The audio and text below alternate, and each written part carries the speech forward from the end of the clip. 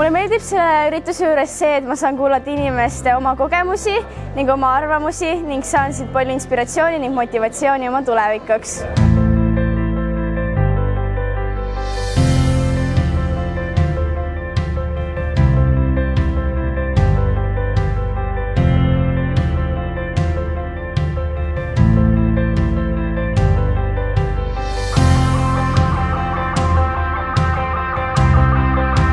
Praeguseks ma ei saa öelda, mis mulle meeldis kõige rohkem, aga ma loodan, et kõige huvitavam on veel ees.